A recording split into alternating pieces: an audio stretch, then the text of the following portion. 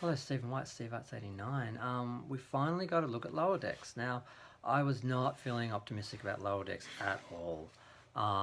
It sounded really kiddie and really just bad, and I wanted an animated series that was like the original animated series, but just modern and really beautiful and great technology, so we can have some really amazing planets. And I just was thinking of how far they could go with animation if they put the money and time into it. And then it's like, no, we're going to do Rick and Morty. I'm like, my heart just like, oh god, fine, I just won't watch it. But it's looking better. The characters are kind of kiddie, cartoony looking, sort of Simpsons-y, sort of, Family Guy sort of. It's not like I wanted a real animated action series like the remake of He-Man or Thundercats, when they were really trying to because when I fell in love with Star Trek as a kid, I was attracted to the beauty, the grandness, the boldness, all of that. I wasn't attracted to it because it was kiddie. I think they're trying to make like, a show for kids to attract kids and draw them into Star Trek, so they follow it through and watch the other series as they get older. But I don't know if they're really going to attract kids by just pandering to them. So I'm a little bit worried overall.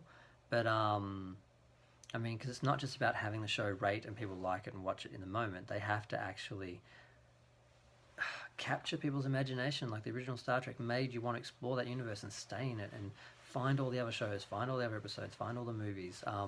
Whereas I'm not sure if Discovery didn't really do that. I didn't see that happening with people. I saw people just saying, "Oh yeah, I watched it on Netflix. That was cool," and they didn't remember anything about it. They didn't go out and buy merchandise. They weren't like, they were happy for the next. Oh, I'd like to see season 3, but there was no passion. There was no um, the original Star Trek. You just wanted to be in that world. You got a hunger for it, and you sort of wanted to go back. Whereas this Discovery, you didn't really want to be there. It was like, oh, glad that's over. Um, and I didn't see any, even the people who liked it, saying, yes, it was such an amazing universe. I wish I could be there. I wish I could be on that ship. So that element of it is sort of gone, but or at least not with Discovery. So um, I was sort of afraid of that. Now they gave us a fair amount of detail. They've shown us the main crew, um, Captain Freeman, who's a black woman, Lieutenant Shaxus, who's just, oh, he's Bajoran. I didn't even notice until I just looked at that now. I still got the article on the screen. Yeah, I just noticed the earring, so he's Bajoran. Um, and Commander Ranson just looks like just a regular white guy. And Dr. Tiana is a cat. She doesn't look like the cat from the animated series, the original one. So I don't know how that's going to go, but they showed us that, so it's good. And basically, of course, they think they're the center of the show because they're the crew, the main, command crew, but they're not. It's all about the other cast, and we've got 4 ensigns. One who I'm guessing is Orion, but she doesn't have, her hair is green as well, so I'm not sure. I don't think they actually said what race she was. We've got, I did actually take some notes. I should be reading this. So Ensign Tendi is there on her first day. So she's really fresh, and she's the green one. So she's green. I'm assuming she's Orion, but we don't know. And then we've got Ensign Rutherford, who basically, he's engineering, and he's got a cyborg implant that he's adjusting to because it's new, and we'll see how that goes, because they're doing a lot of that in Star Trek. They did a lot of that in Discovery, and considering all the issues of Borg and human engineering and all that, and Khan and all that, how they're going to deal with that ethically, or if they will, I don't know. But we've got Ensign Mariner, who is one we know the least about, really. She's holding a Klingon bat'leth, but she looks just, well, she's brown. I don't know. They haven't really given us any information. And then Ensign Bulmer, Boimler. He's basically the by the books guy, and he is probably going to have the most growth in the series because he has to learn how to trust his gut and not he's sort of going to be Vulcan, I guess, because you can't. What we learnt from Star Trek with Spock was, logic is not enough. You can't just have the facts and the details and go by the book. You need the other elements of the human experience. So it probably won't be that deep, but that's his character. So they've given very little detail about them.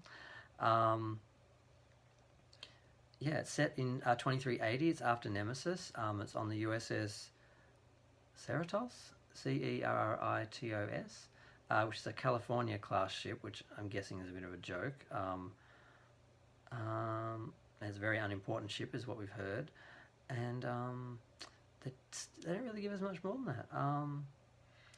They just gave us some images, and the art style is nice. It's fine. It's not. I was so scared it was going to look like Rick and Morty or Adventure Time or something really scary. That might be fun for some aliens in one episode or something, but I was really hoping for traditional, sophisticated animation that would have awe and excitement, and kids could watch it, but wasn't like for them, like on that level, because you can't go back and rewatch those shows. You watch those kiddie shows that were made specifically for kids. When you grow up, you can't go back to them. You look at them and you're like, oh God, I watched this. The original Star Trek animated show was not like that. I can still watch that today and enjoy it just as much as I did when I was a kid. And that's why it sucked me in, because it was Star Trek. And I was attracted and drawn into that. And they need to do that with this new show and the animated shows. They need to treat children with respect and give them something to be inspired by and want to be involved in. And that was the Star Trek universe. It was positive, it was optimistic, it was somewhere great you wanted to be. And the way they're doing the Star Trek universe, and they're calling it now the universe, Star Trek universe, is it's negative, it's dark, it's stupid. Like, space is a hassle, a joke, a bore. It's just war and negativity, and everyone's backstabbing each other like it was now. They're acting like now, like there's no evolution. The whole point of Star Trek and Next Generation was that humanity and people had evolved, and that was inspiring. They were like superheroes. That was something to aspire to, something to look to, and that has gone from the show.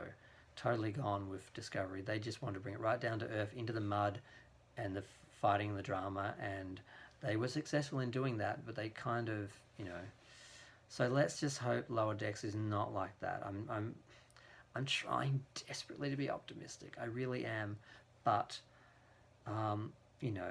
fool me once, shame on you. Fool me twice, shame on me. So I don't want to be ashamed after this show is finished. I don't want to get sucked in and then disappointed. But I don't want to just write it off and not give it a chance, because then I'm going to be missing out on something. So I'm going to go with it. But that's all we know so far. Obviously we'll get more information, but I'm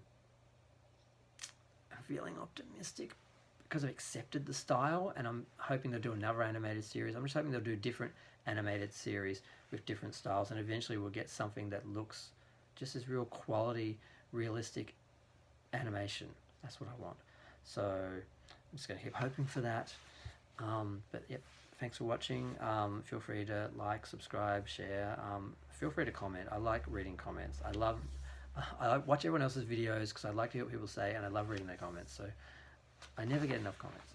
But I'm going to leave it there while I'm still feeling optimistic, and let's just hope the show is great. Thanks. Bye.